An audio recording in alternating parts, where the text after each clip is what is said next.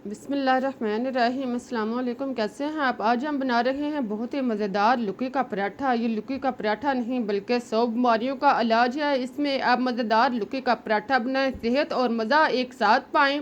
अगर आप बगैर वर्जिश के, बगैर डेट के एक माह में 10 किलो तक वज़न कम करना चाहते हैं तो ये लुकी का पराठा आप चंद दिन तक इस्तेमाल करें, फिर आप खुद देखेंगे कि आपका मोटापा जो है वो बिल्कुल ख़त्म हो जाएगा। इसके अलावा ये आपकी शुगर को भी कंट्रोल करेगा और हाजमे के निज़ाम को भी दुरुस्त करेगा।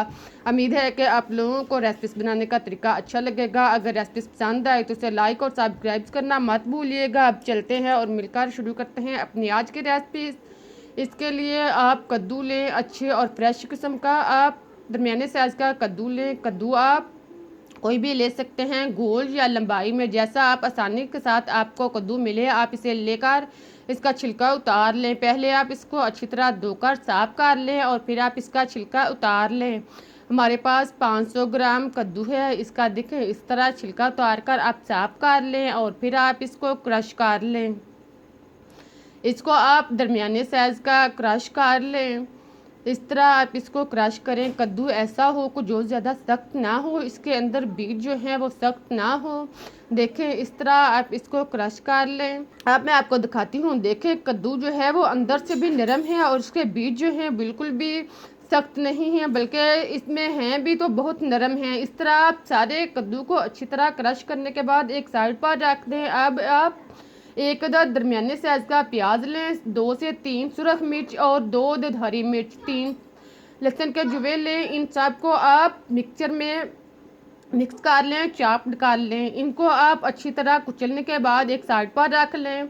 अब आप एक बाउल में कद्दू डालें। क्रश कद्दू डालने के बाद आप इसके अंदर आप लहसुन वगैरह प्याज शामिल करें। फिर आप इसमें आधा कप गंदम का आटा शामिल करें। आधा कप गंदम का आटा डालने के बाद आधा कप मैदा शामिल करें और फिर 1/3 कप बेसन शामिल कर लें। इन सारी चीज़ों को डालने के बाद अब आप इसमें आधा कप पीसी सुरख मिर्च डाल लें और आधा चम्मच नमक डाल लें। आधा चम्मच वाइट नमक और आधा चम्मच काला नमक डाल लें। फिर आप इसमें हल्दी पाउडर 1/2 चम्मच डाल लें। फिर आप जीरा और खुश्क धनिया पाउडर 1-1 चम्मच डालने के बाद 1 चम्मच गरम मसाला डाल लें। इन सब चीज़ों को डालने के बाद अब आप 2 चम्मच ऑयल डाल लें।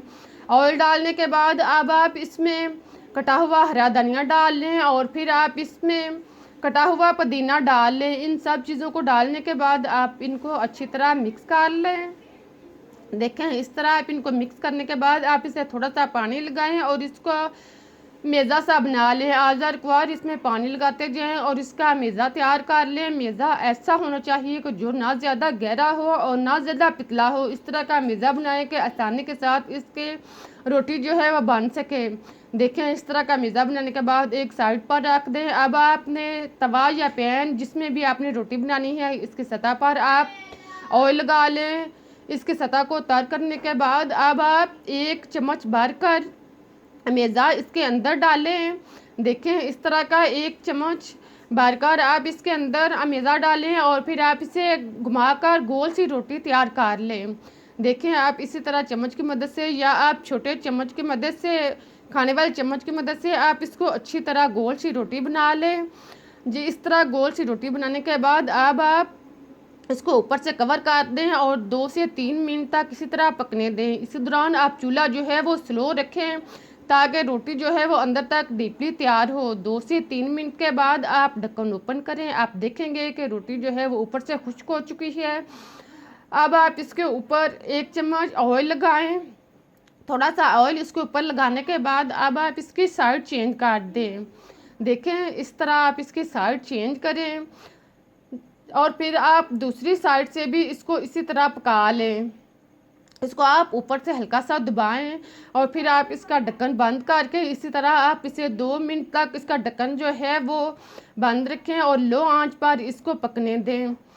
2 मिनट के बाद आप देखेंगे कि दोनों साइड से रोटी जो है ब्राउन हो चुकी है। अब आप इसको चम्मच के साथ हरकत दें, 1 से 2 दफ़ा इसकी साइड चेंज करें ताकि रोटी जो है वो अंदर तक डीपली और क्रंची तैयार हो, अंदर से कच्ची बिल्कुल भी ना हो। रोटी बनाते हुए ख्याल रखें कि इसको आपने तेज़ आंच पे नहीं बनाना, इसको आपने लो आंच पे या नॉर्मल आंच पे आपने बनाना है ताकि रोटी मज़े की और अंदर तक डीपली तैयार हो, अंदर से कच्ची ना हो, कद्दू भी अच्छी तरह इसमें तैयार हो जाए। इस तरह की रोटी तैयार हो जाए तो आप इसे उतार लें। देखें कितने मज़े की रोटी तैयार हुई है। इसी तरह आप बाकी रोटियां भी तैयार कर लें। देखें बाकी रोटियां भी आप तैयार कर लें।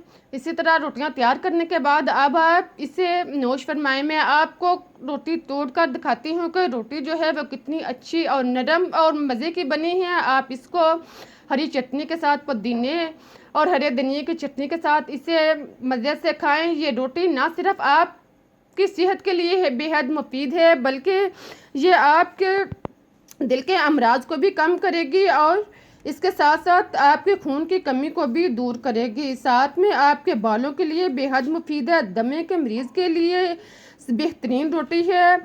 अगर आप वज़न का मसला है या शुगर का मसला है या यूरिक एसिड, इसको आप शर्तिया इलाज है यूरिक एसिड का, इसमें शर्तिया इलाज है। इसके अलावा आपके लिए बेहद मुफीद रोटी है। आप इसे बनाएं, मज़े के साथ सेहत भी पाएं। उम्मीद है कि आप लोगों को रोटी बनाने का तरीका अच्छा लगा होगा। अगर पसंद आया है तो इसे लाइक करें, चैनल को सब्सक्राइब करें ताकि मैं आपके लिए इससे बेहतर और मज़े की रोटी आपको टाइम तक पहुंचा सकूं। अब मुझे इजाज़त दें, फिर मिलते हैं एक मज़ेदार रेसिपीज़ के साथ। तब तक के लिए अल्लाह हाफिज़।